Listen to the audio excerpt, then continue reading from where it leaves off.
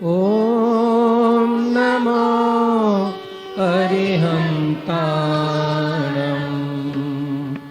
ॐ नमो सिद्धाणम् ॐ नमो आयर्याणम् ॐ नमो उवज्जायाणम् नमो लोये सवसाहुणम् एषो पञ्च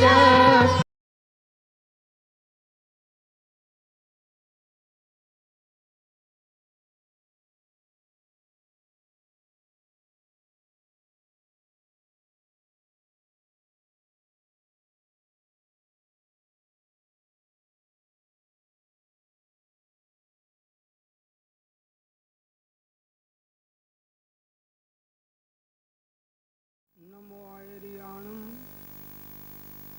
नमो उवज्झायणं नमो लोये सव्वसाहुणम् एषो पञ्चनमुक्कारो सव्वपावपणासनो मङ्गलाणञ्च सव्येशिं पद्मं हवै मङ्गलम् नमो दुर्वाररागादे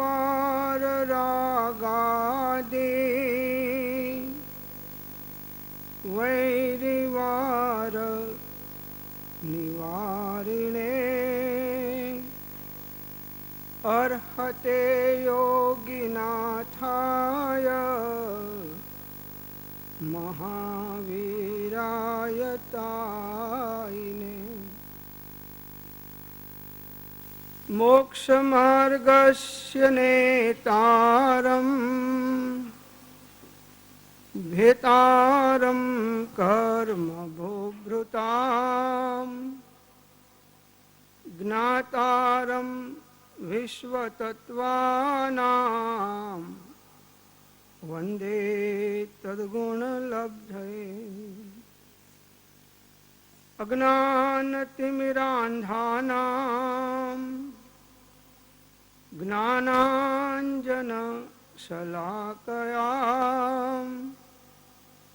चक्षुरुन्मीलितं येन तस्मै श्रीगुरुवे नमः। अहो श्री सत्पुरुषना वचनामृत मुद्रा અને સત સમાગમ સુષુપ્ત ચેતનને જાગૃત કરનાર,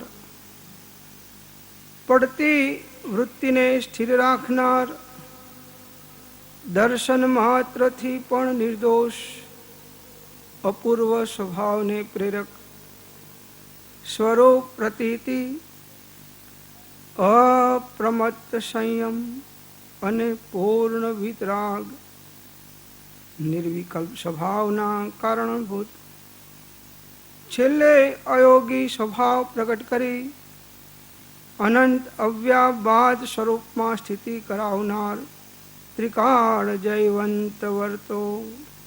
ઓમ શાંતિ શાંતિ શાંતિ.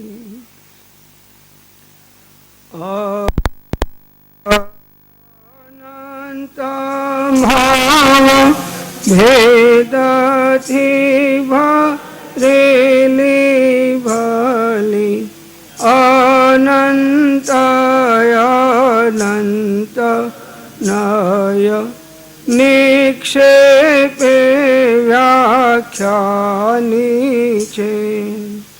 સકલ જગત હિત કારિણી હારિણી મોહ તારિણી ભવાબ્ધિ મોક્ષ ચારિણી પ્રમાણી છે. ઉપમા પ્યાની જેને તમા રાખ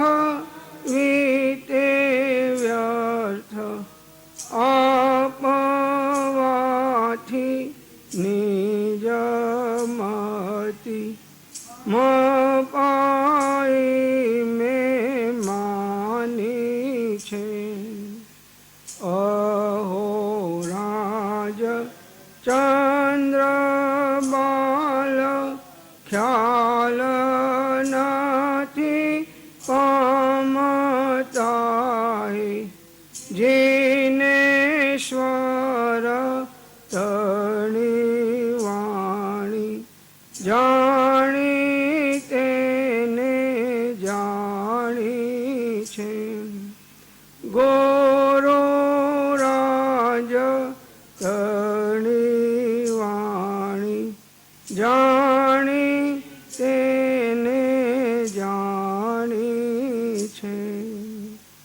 ઓમ. સ્વાધ્યાયમાં પત્રાંક 651 એના ઉપર આપણે વિચાર ચાલે છે. હવે આગળની વાત આપણે વિચારીએ છીએ. જે સમજ્યા તેણે તેણે મારું તારું એ આદિ અહમત્વ મમત્વ સમાવી દીધું.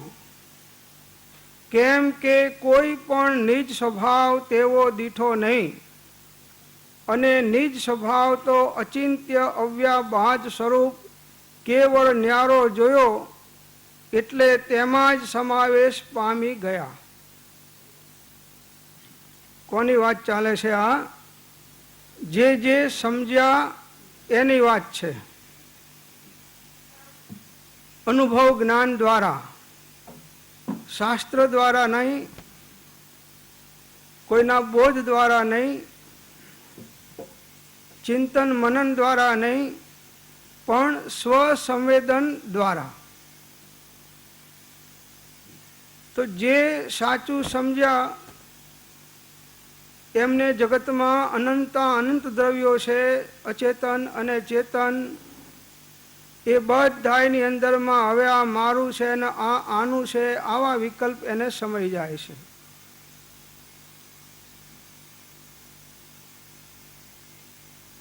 ત્યાં જઈએ તો કે આ મારું ઘર છે, અને અહીં આવીએ તો કે આ મારી રૂમ છે, આ મારો પલંગ છે. ખ્યાલ આવે છે? બાટલો બદલાય છે, દારૂ એનો એ મોહનો. ખ્યાલ આવે છે? માત્ર બહારનો બાટલો બદલાય છે, સ્થાનક અને નિમિત્તો બદલાય છે. પેલું અહમ મમત્વપણું છે એ આપણું ખસતું નથી. જેને આવું સ્વરૂપ અનુસંધાન સ્વસંવેદન નથી થયું એની આ વાત ચાલે છે કે એને ક્યાંય અહમ મમત્વપણું રહેવાનું. દ્રવ્ય કર્મ, નો કર્મ કે ભાવ કર્મની અંદરમાં એનું અહમત્વપણું મમત્વપણું નીકળવાનું નહીં. કાં તો કહેશે કે આ શુભ ભાવ મારા, આ અશુભ ભાવ મારા, આ રાગ ભાવ મારો, આ દ્વેષ ભાવ મારો, આ મોહ ભાવ મારો, આ વિભાવ મારો, એ ત્યાં એને અહમ મમત્વપણું થશે. આત્મા સિવાય ક્યાંય અન્યમાં અહમ બુદ્ધિ કે મમત્વ બુદ્ધિ આ હું છું અથવા મારું છે એ માનવું એ અજ્ઞાન છે. જ્ઞાનીઓએ આને સમાવી દીધું. એટલે હવે બહારના પદાર્થોમાં કોઈ પણ પ્રકારના અનુકૂળ કે પ્રતિકૂળ ફેરફાર થાય તો એમને હરખ શોક થતો નથી. હરખ શોક ક્યારે થાય છે કે ક્યાંક એટેચમેન્ટ ઉપયોગ દ્વારા આપણું થયું હોય અહમ મમત્વપણામાં, તો હરખ શોક થવાના. કોઈ વસ્તુ સારી લાગશે, કોઈ વસ્તુ ખરાબ લાગશે, તો એ અહમત્વ મમત્વપણાની નિશાની છે. વસ્તુ કોઈ સારી કે ખરાબ છે નહીં. કલ્પનાની અંદરમાં એને સારી કે નરસી ઊભી કરી છે. એકની એક વસ્તુ અત્યારે આપણને ખરાબ લાગે છે, એની એ જ વસ્તુ પાછી થોડા સમય પછી આપણને સારી લાગે છે. વસ્તુમાં તો વસ્તુત્વનો ગુણ જે છે અને એનો સ્વભાવ છે એ છે. કોઈ વસ્તુ દુનિયામાં સારી નથી કે ખરાબ નથી, પણ આપણને સારી કે ખરાબ લાગે છે એ અજ્ઞાન છે, એ અહમત્વ મમત્વપણાની નિશાની છે.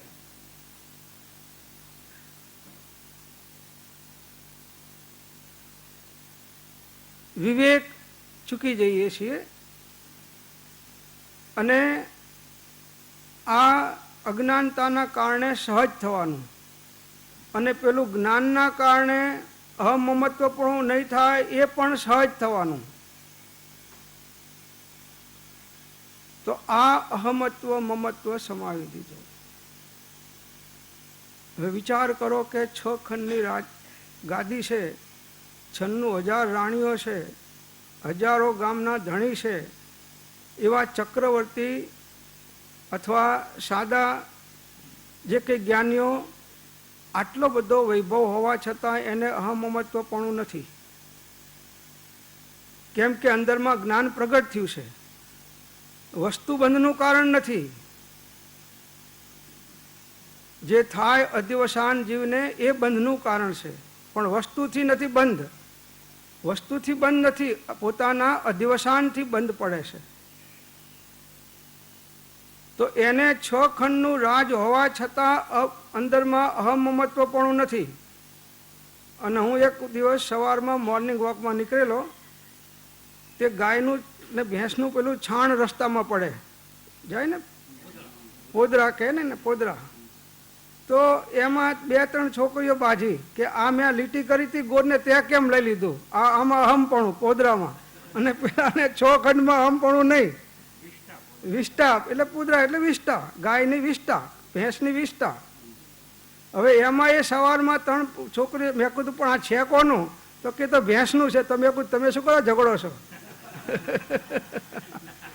આ છે ભેંસનું તો તમે ક્યાંથી, તો કે પહેલી હું આવી હતી પેલી છોકરી કે, એટલે મેં આ લીટી કરી અને આને એના ટોપલામાં નાખી દીધું.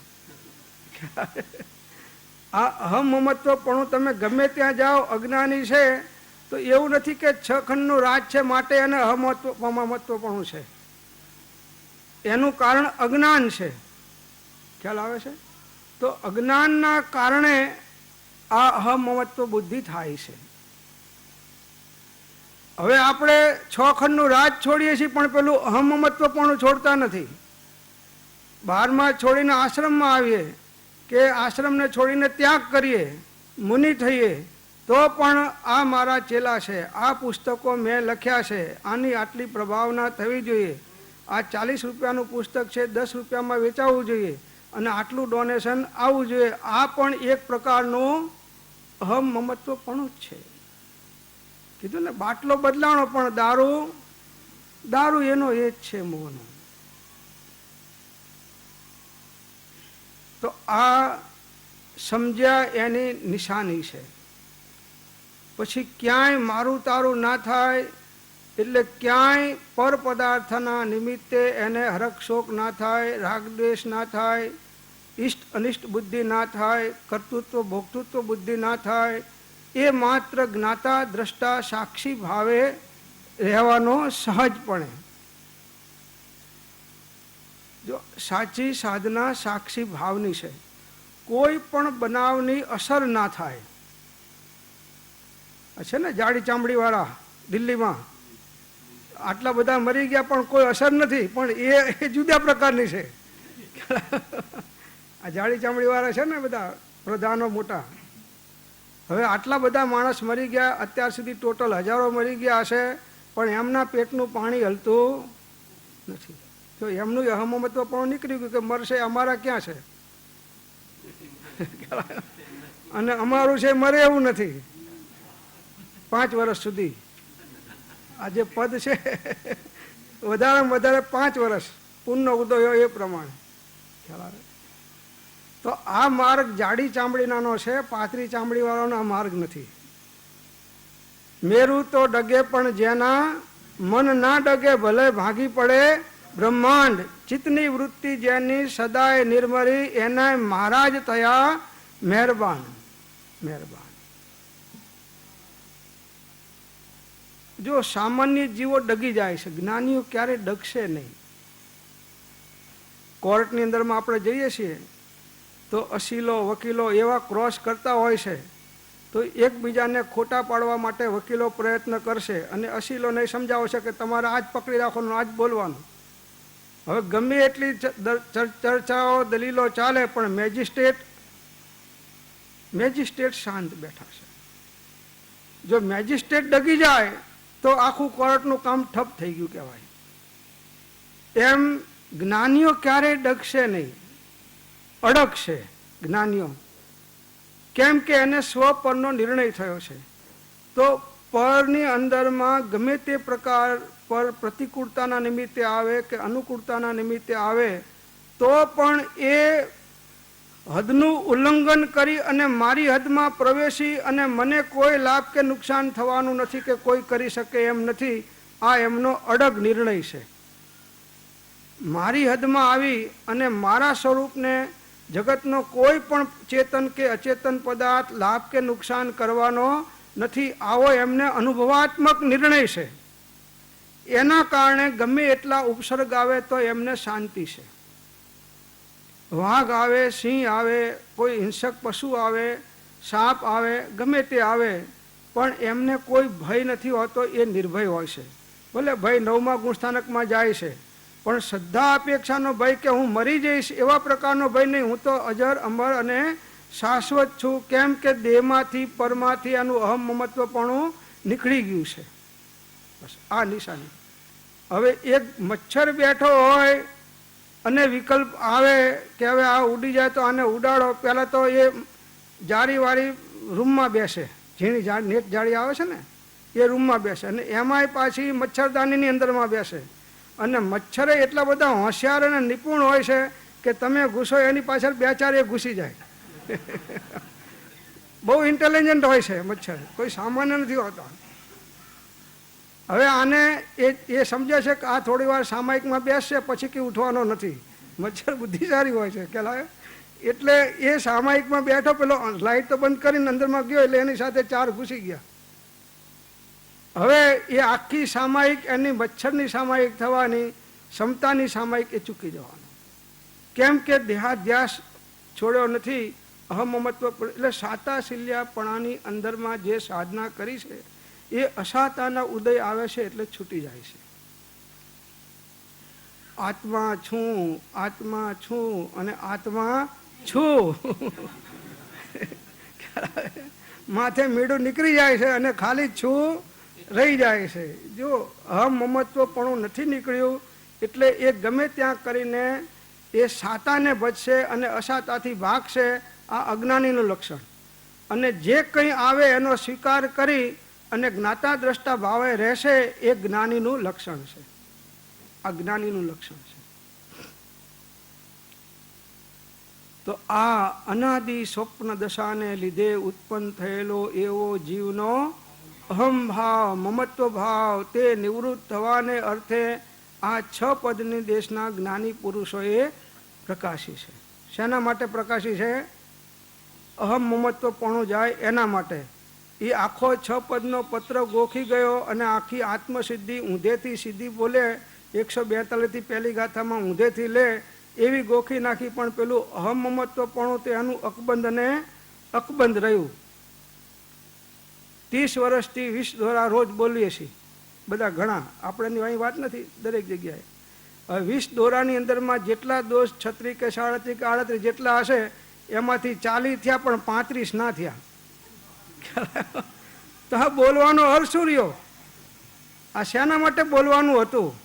કે આ દોષો આપણા લક્ષણમાં આવે અને આ દોષો ક્રમે ક્રમે કરીને આપણા ઘટે અને અનુક્રમે નાશ પામે.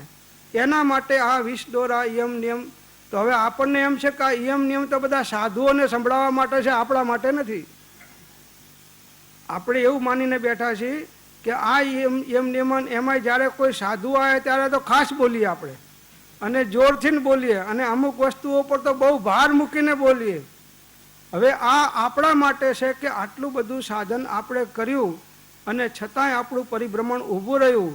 આમાં આગળ આવશે કે યમ નિયમ શાસ્ત્ર અવલોકન આદિ કાર્ય કર્યા છતાં સમજવું અને સમાવવું એ પ્રકાર આત્મામાં આવ્યો નહીં, એથી એની પરિભ્રમણની નિવૃત્તિ થઈ નહીં.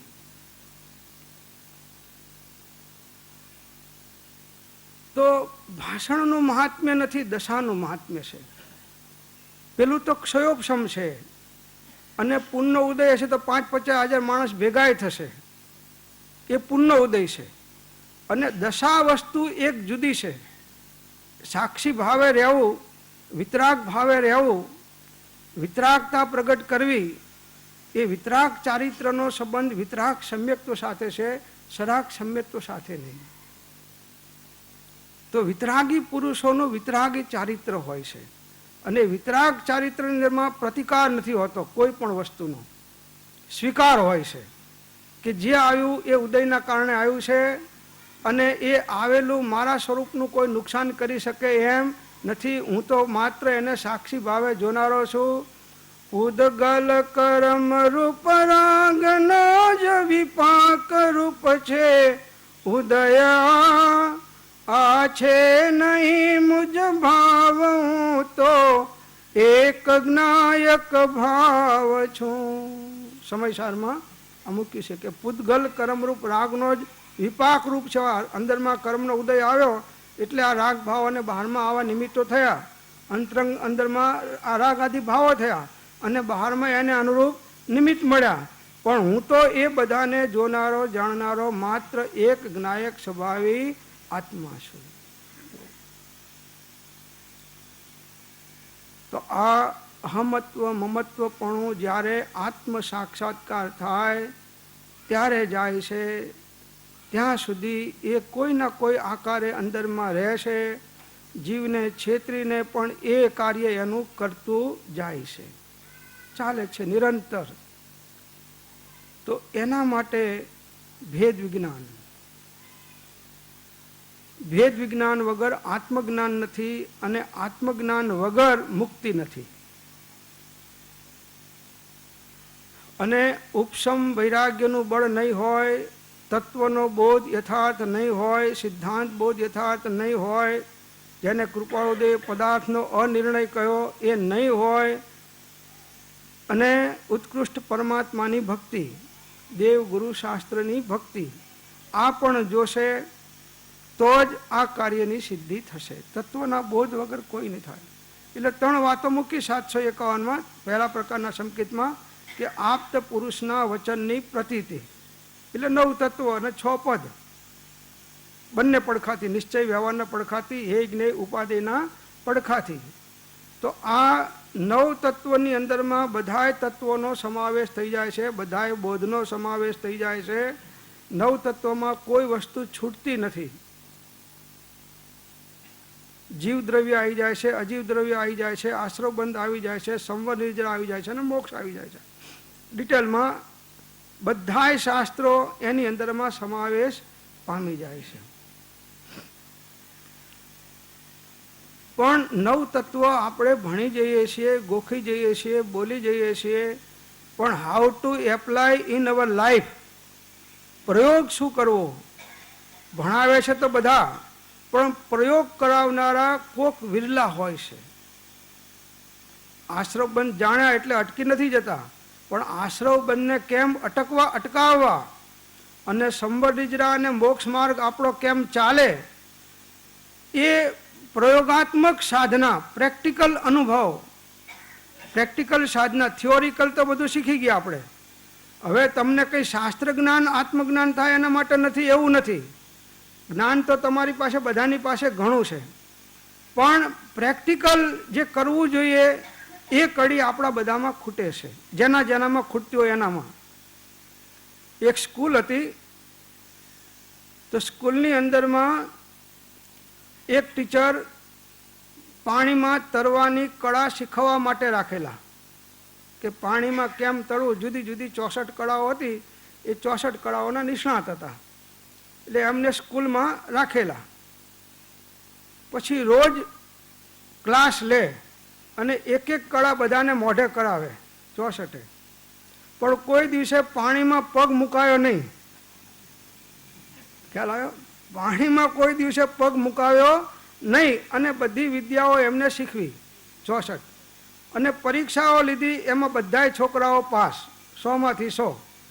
એટલું બધું 12 મહિનામાં તૈયાર કર્યા કે તમે ગમે તે, આ તો બોર્ડની એક્ઝામ હતી, એટલે ગમે તે બહારથી પરીક્ષા લેવા આવે તો પણ આ છોકરો એકે નપાસ ના થાય, આવી એમને તૈયારી ગોખાઈને બધી કરી નાખી. પછી ત્યાંથી બોર્ડમાંથી આવ્યો પરિપત્ર સ્કૂલ ઉપર કે ભાઈ હવે એક્ઝામિનર છે એ તમારે ત્યાં આવે છે અને પ્રેક્ટિકલ જે કંઈ તમે જે શીખવાડ્યું છે એ બધા જુદી જુદી જાતની તરવાની કળાઓ છે, એમાં કોને કેટલી આવડે છે એનું અહીં આગળ પરીક્ષા થશે અને એના આધારે રિઝલ્ટ અમે આપશું. હવે બધાને લઈ ગયા તળાવમાં. હવે આ સાહેબ તો કોઈ દાડો તળાવમાં લઈ ગયા નહોતા અને સ્કૂલમાં જ શીખવેલું થિયોરિકલ. આ શબ્દ અધ્યાત્મ આવે છે ને, પેલું નામ અધ્યાત્મ, ઠવણ અધ્યાત્મ, દ્રવ્ય અધ્યાત્મ, છંદો રે, ભાવ અધ્યાત્મ, નિજ ગુણ સાધે, તો તે સુરડ મંડો રે, શ્રી શ્રેયાંસ જીન અંતર જામી, આતમ રામી નામી રે. તો આ નામ અધ્યાત્મ, ઠવણ અધ્યાત્મ અને દ્રવ્ય અધ્યાત્મ હતા, પણ ભાવ અધ્યાત્મ નહોતું. હવે છોકરાઓને એમ કે જો તળાવ નહીં જઈએ તો આપણને નપાસ કરશે તો આપણું વરસ બગડશે, એટલે કે જે થાય પણ એક વખત તો ત્યાં બધા જાઓ. અને પેલા શિક્ષકે કીધું કે જો મારું નામ પાછું ખરાબ ના થાય, ધ્યાન રાખજો. પણ પેલા છોકરાઓ કે સાહેબ તમે કોઈ દાડો તળાવમાં તો લઈ ગયા નથી, પણ કે અત્યારે કહેશો નહીં, હવે મેરી બી ચૂપ ઓર તેરી બી ચૂપ, કહેશો નહીં હમણે, એમ કરીને ગયા. પછી 3-4 છોકરાઓને વારાફરતી બેચ રાખી, તો પહેલી 4 છોકરાઓની બેચ, તો 4 છોકરાઓને તળાવની પાળી ઉપર ઊભા રાખ્યા. પછી એમને કહ્યું કે હું આટલા નંબરની કળાથી તરતા શીખો, તરો અંદરમાં પાણીમાં. જે હું બોલું કે ઊભા ઊભા તો તમારે ઊભા ઊભા તરવાનું, સૂતા સૂતા તો સૂતા સૂતા તરવાનું, આડા પડીને તો આડા પડીને શીખવાનું, 2 હાથ હલાવીને તો એવી રીતે, 2 પગ હલાવીને તો એવી રીતે, હાથને પગ બંને હલાવીને, આવી જુદી જુદી કળાઓ હતી. પછી પેલા છોકરાઓને પૂછ્યું કે તમને બધી કળાઓનો ખ્યાલ છે? કે સાહેબ તમે ગમે એ પૂછો ને બધી મોઢે છે. એટલે સાહેબને વિશ્વાસ કે આ છોકરાઓ તૈયાર તો થયેલા છે, તમારી વાત નથી કરતો, આપેલી વાત ચાલે છે પાછું. તો પેલા એ કીધું કે નંબર 8 કળા ખાટલી, આમ સૂતા સૂતા પેલી ખાટલી આવે છે ને, પગ હલાવવાની, હાથ હલાવવાની, છતાં સુઈ જવાનું ખાલી શ્વાસ રોકીને, તો આ રીતે તમારે તરવાનું. એટલે છોકરાઓ કે કહો આ તો અમને મોઢે છે, આખી ખાટલી મોઢે છે. પછી પડ્યા અંદરમાં નાખ્યું, એટલે પેલાને એમ થયું કે નહીં પડીએ તો નપાસ કરશે, અને પડશું અને તરતા નહીં આવડે તો સાહેબ બચાવવાનો તો છે જ, આપણે ચિંતા કઈ છે નહીં. એટલે પેલા પડ્યા, 1 2 3 કહ્યું એટલે પડ્યા પાણીમાં. પડ્યા એટલે હવે કોઈ અડધો ગ્લાસ પીધો, કોઈ ગ્લાસ, જેની જેવી શક્તિ પીવા માટે. સાહેબ જોવે છે કે આમ પડ્યા પાણી પીવે છે, અંદરમાં બુડબુડિયા આવે છે, અને આ છે શું બહાર નથી નીકળતા. પેલા હોળીઓવાળા 4-5 ઉભેલા એ જોયા નાટક. તો કે સાહેબ તમે આમને શીખવાડ્યું છે કે એમને એમ નાખ્યા છે? તો કે ભાઈ હું તો પરીક્ષક છું, શીખવાડનારા સાહેબ તો જુદા છે, હું તો પરીક્ષા લેવા છું. પણ કે આવી શીખવાડ્યા વગર પરીક્ષા ના લેવાય, હમણાં મરી જશે તો બધાને હાથ પેલા માથાના વાળ પકડી ખેંચીને હોળીમાં બેસાડ્યા, બહાર કાઢ્યા. પછી પૂછ્યું કે આ તમે કેમ ખાટલીમાં ના તરી શકે? કે સાહેબ અમે ત્યાં સ્કૂલમાં શીખ્યા હતા, અહીં તો અમે કોઈ દિવસ આવ્યા નથી, પાણીમાં તો અમે પગે નથી મૂક્યો. ખ્યાલ આવ્યો? ત્યારે સાહેબે જોયું કે હવે આમાં બીજાને નાખવા જેવા નથી. આ ખીચડી જોવે છે ને કુકરમાં, તો આટલા 2 દાણા દબાવે છે કે બધા દબાવવાની જરૂર પડતી નથી. આ બહેનો છે ને 2-4 દાણા આમ દબાઈ જાય એટલે ખ્યાલ આવી જાય કે કાચી છે કે પાકી છે કે ચડેલી છે કે નથી ચડેલી, આ બધું જોઈ લે. એટલે આ શિક્ષકો જે બહારના આવે છે એક્ઝામ લેવા, એ અમને ખ્યાલ આવે છે કે આ બધા થિયોરિકલ વાળા છે કે પ્રેક્ટિકલ વાળા છે. અને ઝાડ હોય છે, વૃક્ષ, તો એ સાદું સીધું હોય તો એમને કુવાડા મારો તો નસમાં છૂટી જાય છે. એક જ પેલો હોય છે કુવાડો મારનાર, તો એને જુદું પાડી દેશે. પણ જે ગાંઠવાળું ઝાડ હોય, ગાંઠાવાળું, એને કેટલાય જુદા જુદા કુવાડા મારનારા આવે ત્યારે એ ગાંઠ કપાય છે. એટલે અહીં આગળ કુહાડા લઈને જુદા જુદા ગાંઠ કાપનારાઓને બોલાવે છે.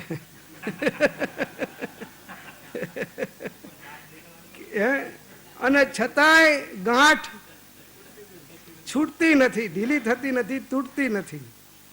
તૂટવાની તૈયારીમાં તો છે, ઘણા નજીક આવી ગયા છો, ગ્રંથિભેદની નજીક બારણા ખટખટાઈ રહ્યા છો, પણ જે ફોર્સ જોઈએ એ ફોર્સ હોય તો જ આ કામ થાય. બળ ઓછું પડે છે. જંગલમાં આગ લાગે તો લાઈ બંબા ના ચાલે, ખ્યાલ આવે? મકાનમાં ચાલે, પણ જંગલની આગમાં લાઈ બંબા ચાલે. ત્યાં તો મુશળધાર વરસાદ થાય તો જ એ જંગલની આગ ઓલવાય. એમ અહીં અગર એવા કોઈ મુશળધાર વરસાદ થાય થિયોરિકલ અને પ્રેક્ટિકલના, ત્યારે આ બધી મિથ્યાત્વની ગાંઠો કપાય અને ત્યારે આ અહમ મમત્વપણું આપણું ખસે. નહીં તો આમથી ખસ્યું તો આમથી ઘૂસે. પેલા પ્રભુ શીખાતા હતા ને કે આમથી વિકલ્પો કાઢું છું તો આમથી ઘૂસી જાય છે, અને આમથી કાઢું છું તો આમથી. રાત દિવસ સાહેબ આ પ્રયત્ન કરું છું પણ હજી કંઈ થતું નથી. જો સીધા સરળ હતા, જેમ હતું એમ કહી દીધું. એટલે કૃપાળુદેવે જોયું કે આની અંદરમાં આ વસ્તુ ખૂટે છે. બસ આ નિષ્ણાતોની જરૂર આટલા માટે છે. ગુરુ એ નિષ્ણાત છે, ફોરમેન છે. ગાડીના ફોરમેન હોય ને, આપણી રસ્તામાં જઈએ છીએ ને કોઈ ગાડી બગડી ગઈ, હવે આપણે ખાલી ડ્રાઇવિંગ જાણીએ છીએ પણ ગાડીની અંદરમાં શું ગડબડ છે એને આપણે પકડી શકતા નથી. છતાં એક ભાઈ અંદરમાં ગાડી બગડી એટલે એમને એમ થયું કે હવે અત્યારે ક્યાં બોલાવવા જવા ગામમાં. એટલે અત્યારે ખોલીને જોયું, 2-4 કલાક 8 કલાક મથ્યા પણ ગાડી ચાલુ થઈ નહીં. એટલે એને થયું કે હવે કોઈક નિષ્ણાતને બોલાવવો તો પડશે, કોઈ ગેરેજવાળાને ફોરમેનને બોલાવવો પડશે. પછી બાજુના પેલા નજીકમાં જઈ ગેરેજમાંથી ને એ ફોરમેનને લઈને આવ્યો કે સાહેબ આ સવારનો મથું છું પણ આ ગાડી ચાલુ થતી નથી, એટલે હવે આમાં શું છે તમે જુઓ. ફોરમેને જોયું, બધું જોયું ફોરમેને. પછી એને જોયું કે ઓ આટલું કનેક્શન એક ઓછું છે. એટલે એને એક વાયર હતો એ અંદરમાં જોડીને સ્ક્રૂ ફિટ કરી દીધો અને અમસ્તી એક હથોડી મારી કે હવે સેલ દબાવો કે. એટલે પેલા ગાડીમાં સેલ દબાવ્યો ને ગાડી ચાલુ થઈ ગઈ 1 મિનિટમાં. પેલો 8 કલાક મથ્યો અને ગાડી ચાલુ થઈ નહીં, અને ફોરમેન આવ્યો અને 1 મિનિટમાં ગાડી ચાલુ થઈ ગઈ. એટલે પેલો કે 500 રૂપિયા લાવો. અરે પણ તે કામ શું કર્યું કે? બસ કામ એ જ કર્યું કે તમારી ગાડી બંધ હતી એ ચાલુ કરી દીધી. પણ કે મહેનત તો કંઈ કરી નથી. તો કે આ મહેનતના પૈસા નથી, આ અક્કલના પૈસા છે. એમ જ્ઞાનીઓ છે એ ફોરમેન જેવા છે. જ્ઞાનીઓ આપણે હાથે તો ઘણા મથ્યા એમને એમ ગાડી ચાલુ કરવા. પેલો 8 કલાક મથ્યો, આપણે 18 વર્ષ કે 28 વર્ષ કે વધારે મથ્યા પણ આપણી ગાડી ચાલુ થઈ. જ્યારે જ્ઞાની આવે છે ત્યારે જોવે છે કે આના અંદરમાં બધું યોગ્યતાવાળું છે. એક વાયર અહીં કનેક્શન છૂટી ગયું છે, આટલું અડી જાય તો એનું કામ થઈ જાય એવું છે. બસ એટલે ગુરુ બિન જ્ઞાન ન ઉપજે, ગુરુ બિન મીટે ના ભેદ, ગુરુ બિન સંશય ના મીટે. જય જય જય ગુરુદેવ. जप तप और व्रतादि सब तहाँ लगी भ्रम रूप, जहाँ लगी नहीं संत की पाई कृपा अनूप. पाया की ये बात है निज छंदन को छोड़, पीछे लाग सतपुरुष के तो सब बंधन तोड़. पीछे लाग એટલે પાછળ પાછળ જવાનું નથી, એમની આજ્ઞા પ્રમાણે ચાલવાનું, એનું નામ પીછે પીછે. એટલે આપણે પેલું બધું પાછળ પાછળ તો બહુ ફરીએ અને બીજું બધું કરીએ, પણ આજ્ઞા ઉપર પગ મૂકીને દોડીએ તો કામ ક્યાંથી થવાનું છે? તો જે સમજ્યા તેણે તેણે મારું તારું એ આદિ અહમત્વ મમત્વ સમાવી દીધું. બસ આ રિઝલ્ટ આવવું જોઈએ. કાર્ય થયું એની આ નિશાની છે કે અહમ મમત્વપણું કેટલું ગયું, ખસ્યું કે ના ખસ્યું, મિથ્યાત્વ મોડું પડ્યું કે ના પડ્યું. મિથ્યાત્વમાં રહીને મિથ્યાત્વને મોડું પાડવાનું છે અને મિથ્યાત્વમાં રહીને મિથ્યાત્વ તોડવાનું છે. સમ્યક્ત્વ કરીને મિથ્યાત્વ નથી તોડવાનું. સમ્યક્ત્વમાં તો મિથ્યાત્વ તૂટી ગયેલું જ છે, એમાં ક્યાં મિથ્યાત્વ છે જ. પણ મિથ્યાત્વમાં રહીને મિથ્યાત્વને મોડું પાડવાનું છે. એ તત્વના બોધ દ્વારા, સાચા દેવ ગુરુ ધર્મની ભક્તિ દ્વારા અને એમની આજ્ઞાના આરાધન દ્વારા. તો તો જે સમજ્યા તેણે તેણે મારું તારું એ આદિ અહમત્વ મમત્વ સમાવી દીધું. કેમ કે કોઈ પણ નિજ સ્વભાવ તેવો દીઠો નહીં, અને નિજ સ્વભાવ તો અચિંત્ય અવ્યાબાદ સ્વરૂપ કેવળ ન્યારો જોયો, એટલે તેમાં જ સમાવેશ પામી ગયા. કોઈ પણ નિજ સ્વભાવ તેવો દીઠો નહીં, અને નિજ સ્વભાવ તો અચિંત્ય અવ્યાબાદ સ્વરૂપ કેવળ ન્યારો જોયો. આત્માનો સ્વભાવ એ દરેક પદાર્થથી ન્યારો છે. સર્વ અવસ્થાને વિશે ન્યારો સદા જણાય, પ્રગટ રૂપ ચૈતન્યમય એ એંધાણ સદાય. બસ જો સ્વભાવ દ્રષ્ટિ થઈ, સ્વભાવનું અવલંબન થયું, સ્વરૂપનું અનુસંધાન થયું, અને જ્યાં સ્વરૂપની અનુભૂતિ થઈ જ્ઞાન પર્યાયની અંદરમાં, ત્યારે એને જોયું કે આ બહારના બધાય પદાર્થો પરિકરમાં જુદા છે, એ મારા સ્વરૂપમય નથી. બસ અત્યાર સુધી એને પાળ્યા પોષ્યા, હવે એને ભાન થયું કે મારો સ્વભાવ તો આ બધાથી ન્યારો છે, હું તો બધાથી ન્યારો છું, સર્વથી સર્વ પ્રકારે હું ભિન્ન અને અસંગ છું, એકાકી. સર્વથી સર્વ પ્રકારે હું ભિન્ન અસંગ અને એકાકી છું. બસ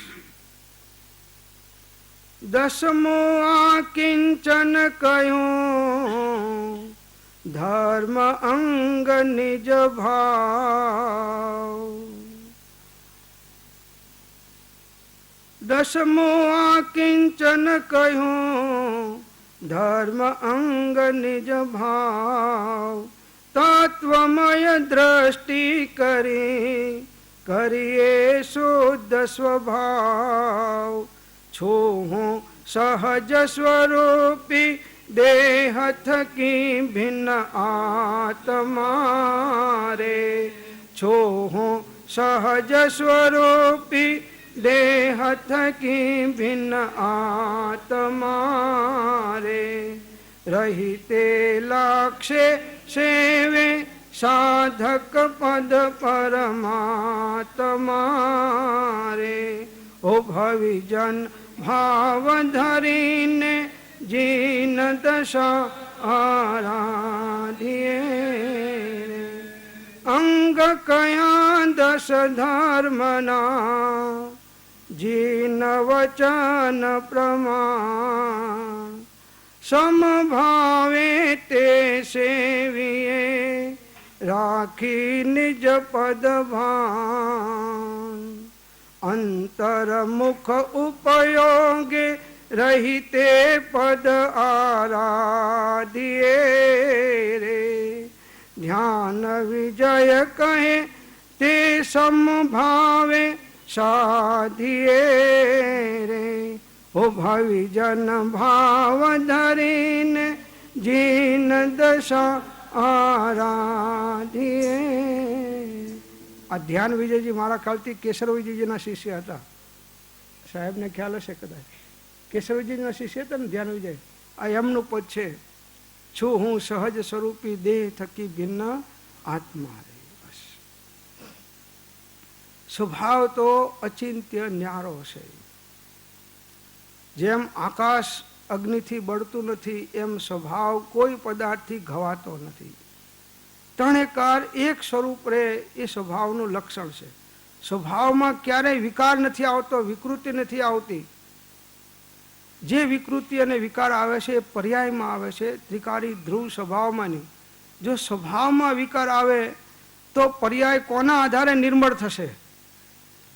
ખ્યાલ આવે? પર્યાયની નિર્મળતા સ્વભાવના આશ્રય છે, અને સ્વભાવ જ જો વિકારી કે વિકૃત થઈ જાય તો એ પર્યાયમાં જે નિર્મળપણું પ્રગટ થાય છે એ ક્યારેય થઈ શકે નહીં. એટલે સ્વભાવ તો અચિંત્ય અવ્યાભાસ સ્વરૂપ કેવળ ન્યારો જોયો, એટલે તેમાં જ સમાવેશ પામી ગયા. બસ આત્માને શોધવા નીકળ્યા હતા, એ શોધ એની પરિપૂર્ણ થઈ ગઈ. હવે થોડો કચરો હટાવવાનો છે, કર્મનો બાકી છે, એ કામ એનું પૂરું થઈ ગયું. સમ્યક દર્શન થયું એટલે 99% મોક્ષની બાજી જીતી ગયો જીવ. હવે એક ટકોરિયો છે જે ₹1,00,000 દેવું હોય અને 99,999 ચૂકવ્યા, એને હવે ₹1 ચૂકવવામાં વાર શું? એને વાર શું લાગવાની છે? બસ.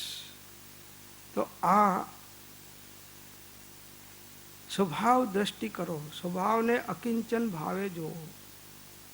એકત્વ ભાવના એ સ્વરૂપ પ્રાપ્તિમાં નિમિત્તભૂત છે. એકત્વ ભાવના જુઓ. દેખી આંગળિયા પે કયડવી, વૈરાગ્ય વેગે ગયા, છાંડી રાજ સમાજને ભરતજી, કૈવલ્ય જ્ઞાની થયા. ચોથું ચિત્ર પવિત્ર એ જ ચરિતે, પામ્યું અહીં પૂર્ણતા. જ્ઞાનીના મન તે હરંજન કરો, વૈરાગ્ય ભાવે યથા. અરીસા ભુવનમાં ઉભા છે ભરત મહારાજા, ક્ષાયિક સમકીતી, અને આંગળીમાંથી એક વીંટી સરકી ગઈ છે, ક્યાંક પડી ગઈ છે. 10 આંગળીએ વીંટીઓ હતી. આપણે તેમ માની છે કે એક આંગળીએ પહેરીએ તો સંકિત નહીં થાય. આપણને બીક છે સંકિત ના થાય નહીં, કે એક આંગળીએ કદાચ વીંટી પહેરી તો આપણું સંકિત જતું. એટલે એવું સંકિત એવું નથી પ્રભુ. સંકિત વસ્તુ આખી શ્રદ્ધાની છે, આ બહારની નથી. તમને એમ કે આ પૈસા છોડી દઈએ એટલે સંકિત થઈ જાય, એ તો છોડેલા બધા ઘણા સાધુઓ છે. જુઓ ને, આ બધા સાધુઓ જે છે બધા પૈસા છોડીને બેઠા છે, પણ પૈસા વાળાને છોડ્યા નથી. સાધુઓએ પૈસાને છોડ્યા પણ પૈસા વાળાને છોડ્યા. અને પરિગ્રહ ઉપર ઘણા લેક્ચરે થાય, પણ કોઈ ઘર કે સંસ્થા પૈસા વગર ચાલતી નથી. એ એટલા માટે લેક્ચર કરે છે કે તમારું ધન છોડીને અહીં આપો તો બધાને અમે મફત ખવડાવીએ અને મફત પુસ્તકો વેચીએ. અહીં પરિગ્રહને નડવાનો નથી, કેમ કે આ તો જનરલ છે અને એ તો ટ્રસ્ટીઓ મારફત વહીવટ ચાલવાનો છે, અને તમે માલિક થઈને બેઠા છો અને આ પેલા ટ્રસ્ટી છે. ખ્યાલ આવે છે? આટલો ફરક પડી જાય છે. તો પરિગ્રહધારીઓને છોડવા, પરિગ્રહધારીઓના ચક્કરમાંથી છૂટવું એ બહુ અઘરું છે. પરિગ્રહ છોડીને તો બધા સાધુઓ બેઠા જ છે, આ બધા જે કંઈ છે એ. તો એ પરિગ્રહ ભારરૂપ નથી. પરિગ્રહની અંદરમાં જે મૂર્છા છે, એકત્વપણું છે, આનાથી મારું. તમે બધાએ પરિગ્રહ શેના માટે ભેગો કર્યો? કે શાંતિથી ધર્મ થાય એના માટે.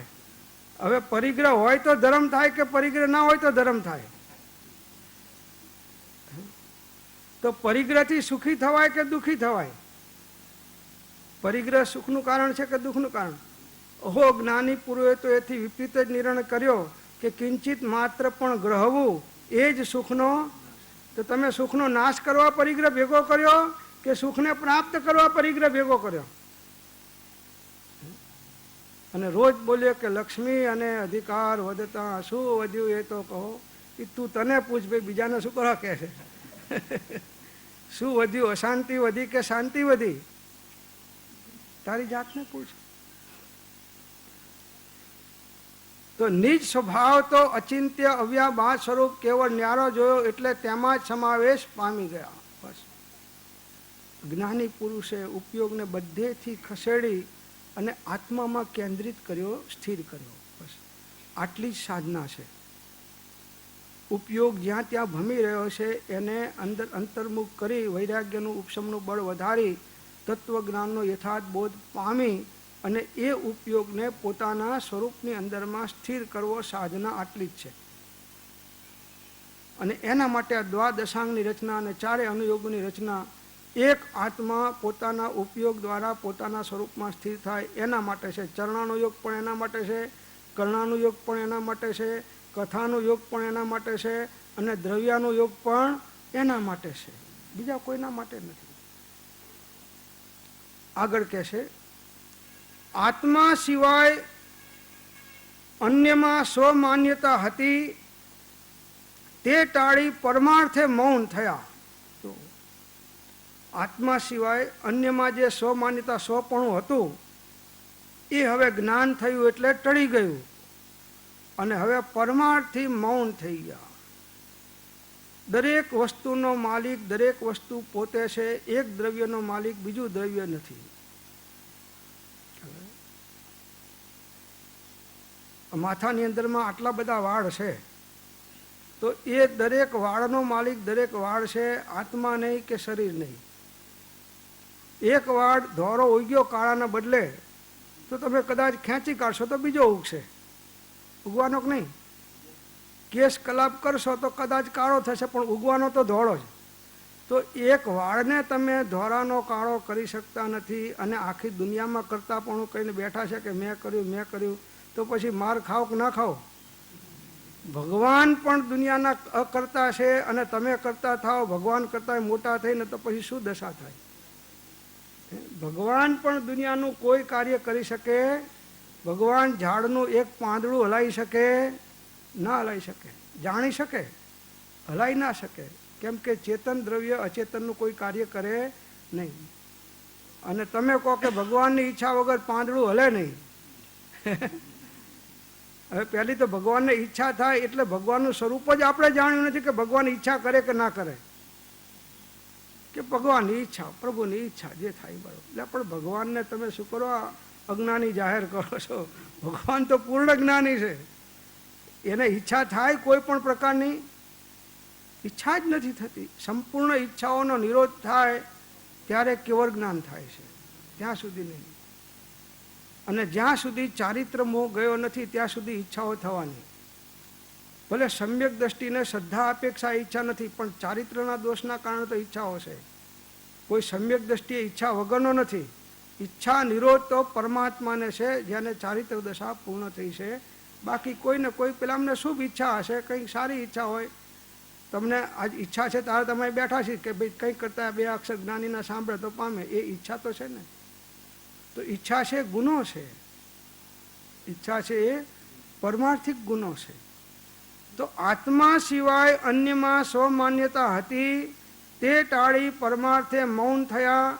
વાણીએ કરી આ આનું છે એ આદિ કહેવાનું બનવારૂપ વ્યવહાર વચન આદિ યોગ સુધી ક્વચિત રહ્યો. વ્યવહારથી એમ કહેવાય કે ભાઈ આ ઘર આમનું છે, આ સ્ત્રી પુત્રો આમના છે, આ વસ્તુઓ આમની છે, એમ વ્યવહારથી કહેવાય. વ્યવહારથી કહેવાય કે ભાઈ તમારું મકાન તમારું છે પણ પરમાર્થથી મકાન તમારું નથી. વ્યવહાર ભલે તમારા નામે દસ્તાવેજ છે, મ્યુનિસિપાલિટીમાં તમારા નામે મકાન છે, એ બધું બરાબર, વેચો તો તમને પૈસા આવે એ બરાબર, પણ છતાં એ મકાન તમારું નથી. એટલે વ્યવહારથી જે વસ્તુ છે એ નિશ્ચયથી નથી.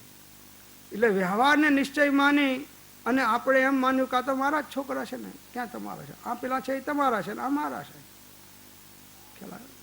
એટલે એ અહમ મમત્વપણું છે.